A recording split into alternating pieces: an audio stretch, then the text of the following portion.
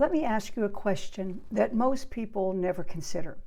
If God released sudden expansion into your life tomorrow, would your financial structure sustain it?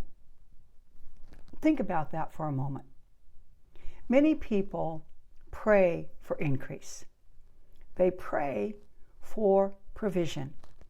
They pray for breakthrough. Shalom, friends.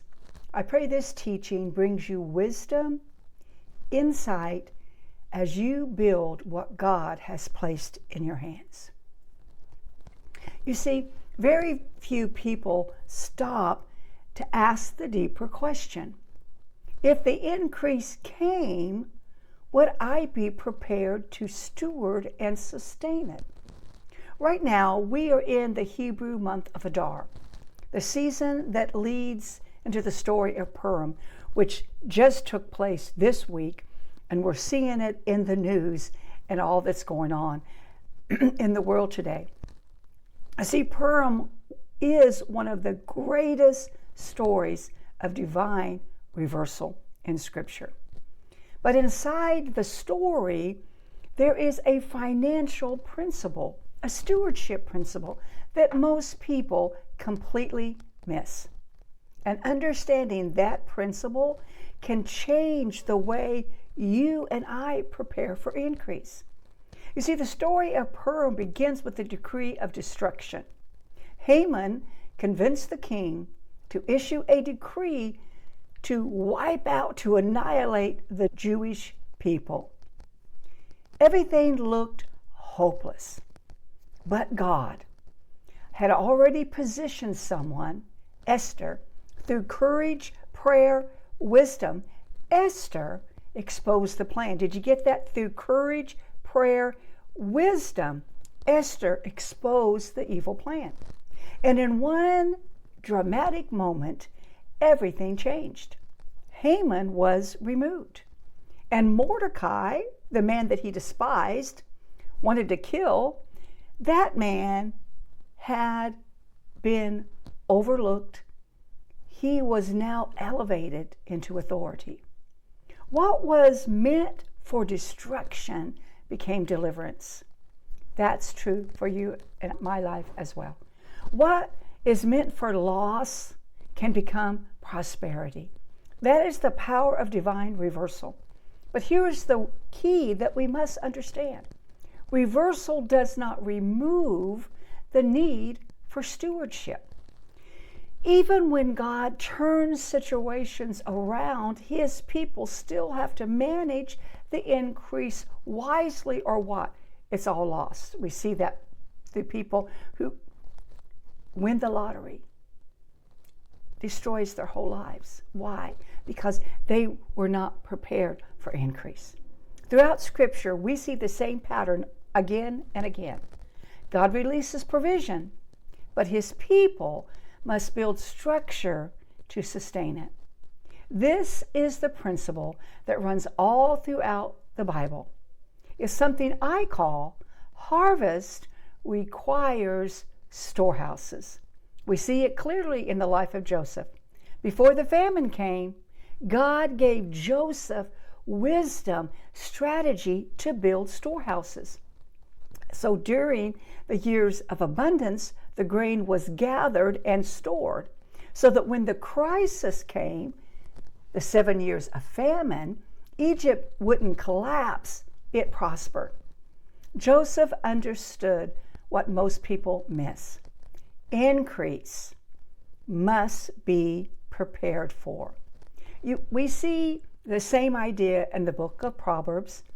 Proverbs tells us that wise people store up resources. In other words, wisdom prepares for the future. Even the early church demonstrated this principle. Resources were structured and distributed as people had need. Over and over again, Scripture reveals one simple, powerful truth. This is where the message becomes very practical, friends.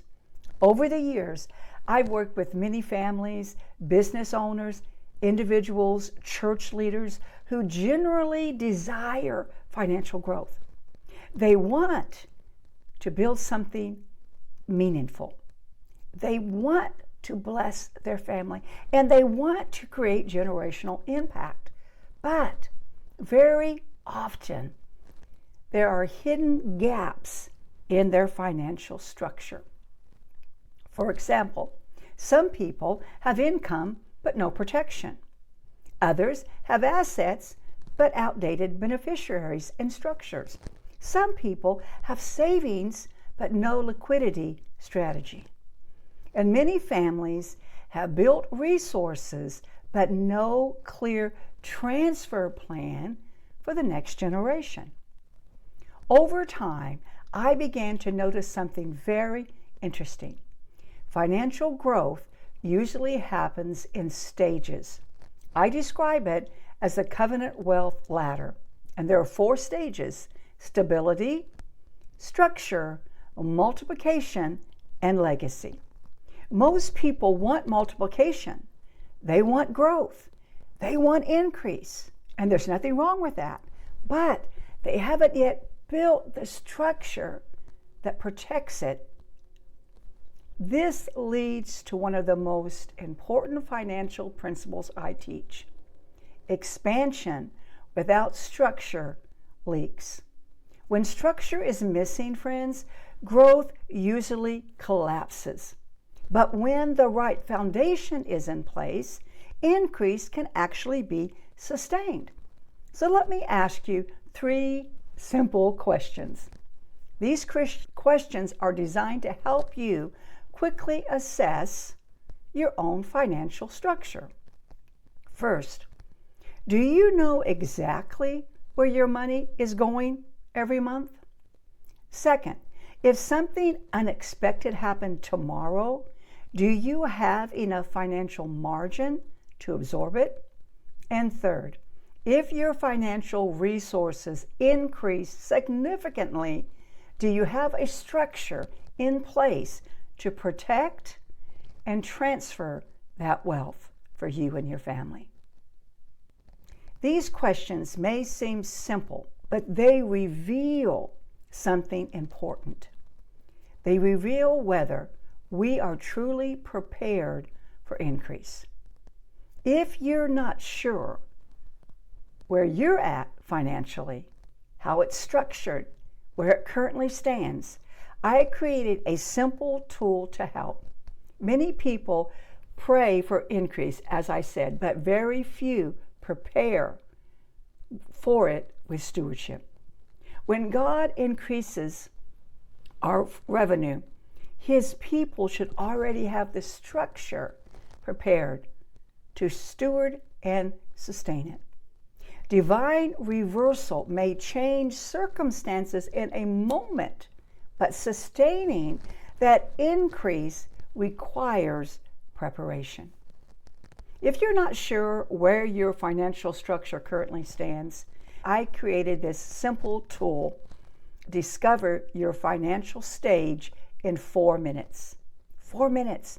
It's a quick checkup to identify where you may be on the covenant wealth ladder: stability, structure, multiplication, or legacy. You'll see the link directly under this video. And if you'd like to go deeper in this concept, I'm hosting a live workshop called Positioned for Harvest, where we'll walk through the entire framework together. Divine reversal is real, but wisdom teaches us something very important. Increase requires structure. Provision requires stewardship. And expansion, which we're in a season of expansion, requires preparation.